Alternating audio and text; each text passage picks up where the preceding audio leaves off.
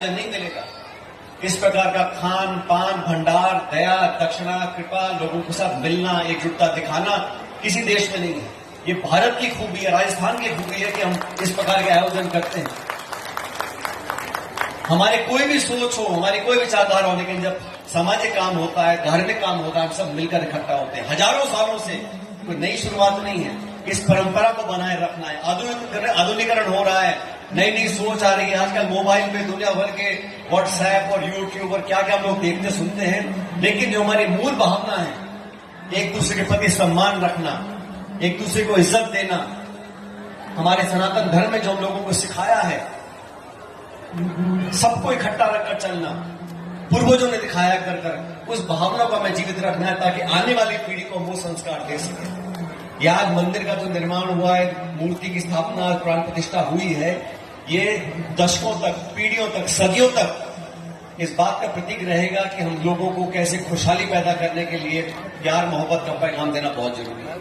इसलिए मैं आपसे निवेदन करता हूं, आने वाले समय में अभी एमएलए साहब बता रहे थे पंचायत समिति में कुछ कमियां हैं, कुछ विकास में विलंब हुआ। पूरी ताकत के साथ भीमराज जी, आप, हम विधानसभा में, सरकार किसी की भी हो, लेकिन विकास रुकना नहीं चाहिए। हम लोगों ने काम किया है, मैं सरकार में रहा हूं, विपक्ष में रहा हूं, लेकिन मुद्दे जो है किसान के, नौजवान के, गरीब के, पिछड़ों के, उन मुद्दों को उठाना हमारी जिम्मेदारी है। और सरकार आए चली जाए, लेकिन जो मुद्दे हैं, जनता की जो भावना है, जनप्रतिनिधि अगर उन भावनाओं का सम्मान नहीं करते और सिर्फ वोट लेकर हम लोग बैठ जाए जयपुर विधानसभा के अंदर तनख्वाह लेने के लिए, मैं समझता हूं वो सही नहीं है। और आप लोगों ने जिस शिष्टाचार के साथ, भावना के साथ साफा माला मान सम्मान दिया है, मैं समाज का हमेशा आभारी रहूंगा। और मैं कोशिश करूंगा आने वाले समय में समाज के लोगों को, अच्छे लोगों को, आप भी कोशिश करें, आपके बीच में जो अच्छे लोग हैं, अच्छी छवि के लोग हैं, साफ सुथरी ईमानदार उनकी छवि है, पढ़े लिखे हैं, शिक्षित हैं, जो समाज सेवा कर सकते हैं, राजनीति में आगे बढ़ सकते हैं, उनको आप लोग भी आशीर्वाद दो। आप लोग उनको आशीर्वाद दो, उनका हाथ हम थामेंगे, ताकि आने वाले समय में पंचायत से लेकर जयपुर दिल्ली तक उन सब लोगों को काम करने का मौका मिले। जब तक काम करने का मौका नहीं मिलेगा, तब तक इंसान की परख नहीं होती। और काम करने का मौका कौन देता है? राजनीतिक दल देते हैं। मेरी पूरी कोशिश रहेगी कि हम लोग आने वाले समय में आपकी हिस्सेदारी, भागीदारी पूरी करें। और आप लोगों के जो भी हम लोगों से काम होंगे, मेरे बहुत सारे नौजवान साथी विधानसभा के यहाँ बैठे हैं, हम लोग हर मोर्चे पर आप लोगों के साथ रहेंगे। वो किसान कौम जो हाथ से मेहनत कर कर धरती का पेट फाड़ कर देश का पेट पालती है, उन कौमों को मदद करनी पड़ेगी। उन लोगों को, किसानों के बच्चे अगर पढ़ेंगे लिखेंगे आगे पहुंचेंगे, तभी देश प्रगति कर सकता है।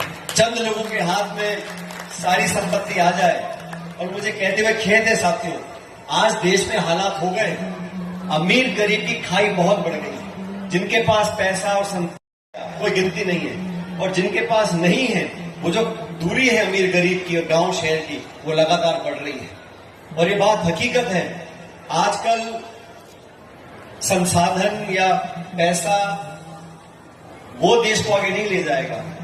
जो मुल्क, जो प्रदेश, जो समाज विकसित हुए हैं, वो शिक्षा के माध्यम से हुए हैं। जो पढ़ गया, जो लिख गया, अपने पैरों पर खड़ा हो गया, जिस गांव से अगर कलेक्टर भी बन के जाएगा, उस गांव को फिर विकास की जरूरत नहीं होती।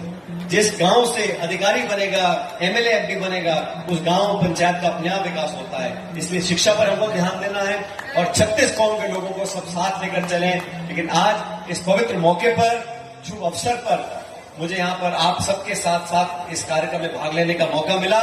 और मंदिर के साथ साथ, मूर्ति प्राण प्रतिष्ठा के साथ साथ आप सब लोगों के मुझे आशीर्वाद लेने का मौका प्राप्त हुआ, इसके लिए मैं बहुत बहुत आभारी हूं।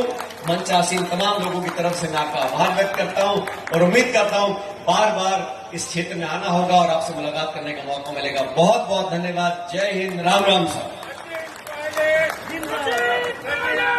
जोरदार तालियां द्वारा स्वागत भाई।